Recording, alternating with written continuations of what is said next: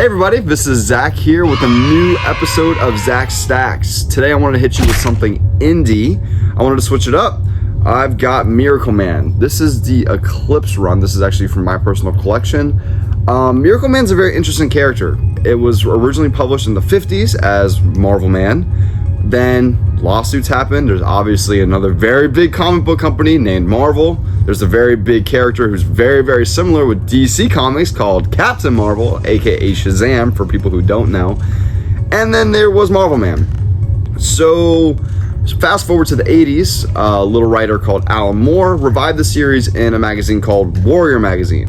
And they did an anthology series. So there's a lot of different ways you can collect this series. It's been republished by Marvel. It's being republished by Marvel now, which is also a lot of controversy, a lot of lawsuits. That's why I picked Miracle Man, because it is a very just polarizing story for the comic book medium and all the different lawsuits and all the different ownership switch-ups within the market. But that's what makes this really interesting, because it is an indie property, so it can switch around. Kind of like Turtles has been IDW, it's been Image. But anyway, back to Miracle Man. So this is the Eclipse. What's cool about this is this collects the original Warrior Magazine series.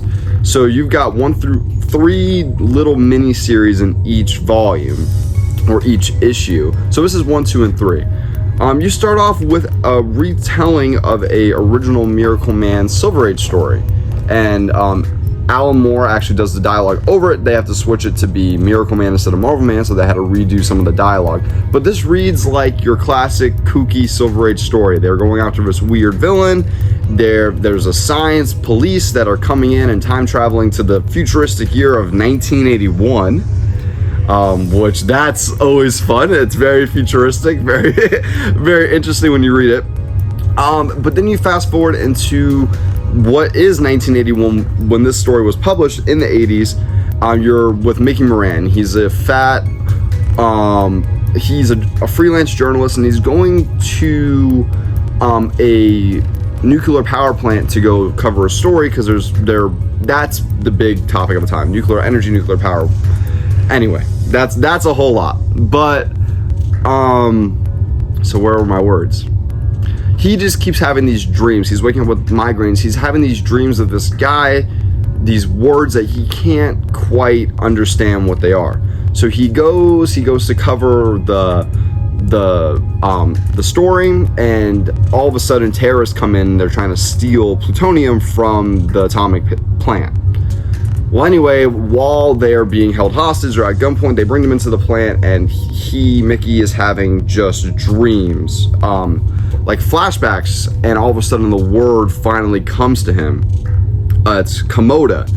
This is the page here. Sorry, I was thinking about the page. Komoda, which is atomic backwards, and he is transformed back to Miracle Man. And the whole story kind of picks up from there, of how he lost his powers, how he forgot who he was, and now he's back. He's been married to his wife for 10 plus years. She doesn't even know that he's Marvel Man or Miracle Man. And the whole story, it's really interesting, because it shows you a different format of comics. This was, like I said, originally told in 8-page small story, so it's a very compressed storytelling. So you're able to see what a comics master like Alan Moore is able to do in 8 pages. Just to show you some of the art too. Gary Leach does the art on these original books. This is the classic color, and there's also Marvel reprints that have modern coloring in there.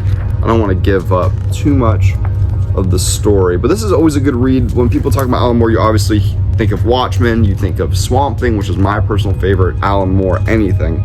But this is really where he first got those ideas of deconstructing superheroes, making them more realistic. What would happen if superheroes were in the real world? It wouldn't be like a Silver Age book. But there's also that love and respect for the Silver Age that he has throughout, where he goes with older stories and changes the dialogue and weaves them into the line. So this is a big story. It goes on for 16 issues, and then Neil Gaiman takes over the writing at issue 17 and finishes it off. And right now, currently, he's actually finishing his run with Marvel. So it's a long-going thing. There's been lawsuits. I think Neil Gaiman does own the rights to the character now, and he sold it over to Marvel. So that's why they're being published as Marvel. But this story, if you haven't read it yet, do yourself a favor. I'll show you some of the stuff from volume 2, just so you can kind of see the art. And just forewarning, this is not for kids. It is like most indie books. This is a parental advisory. There is a lot of adult content in here. The other major plot line I was missing of is back in the 50s when they created Marvel Man, you had a young Marvel Man and a kid Marvel Man. Young Marvel Man dies in the beginning on their adventures as when they're, you know, just doing their thing in the 50s. And I think it's interesting because in the issue, Mickey actually says, like, back then nothing was serious. Like, it was a villain. They went to go fight a villain, but they didn't fight a villain. Like, it wasn't scary. They never felt like they were in danger because it was just like the villain of the week. And that's so true of Silver Age comics if you've never read any. There's no stakes, but these books in the 80s, they brought them back. Well, anyway, bringing it back to what I was saying after I get myself on all my tangents. At the end of the story, you find out that Kid Miracle Man is still alive. What he's doing, that's the major cliffhanger going in from issue 1 to issue 2, is there's this Kid Miracle Man. Is he good? Is he bad? Does he want Mickey? Is their relationship good? That's kind of how the whole narrative sets up. But yeah, this story, I definitely would recommend it. If you like Alan Moore, if you've read Watchmen, if you've read Swamp Thing, definitely give this one a shot. There's so many different formats to read it in. There's collected editions of back issues with Marvel. The only difference is that they do have modern coloring, but mostly like how they've switched Killing Joke to have different coloring. A lot of the Alan Moore stuff, they did update the coloring, but this edition here that I have is all that original, you know, cel-shaded art. But yeah, this is my indie pick for you guys. Please comment down what your favorite indie comic is. Give me any recommendations. I'm here to give you guys recommendations, but it's also fun for me to find new comics that I haven't checked out before. But I'll see you guys next time.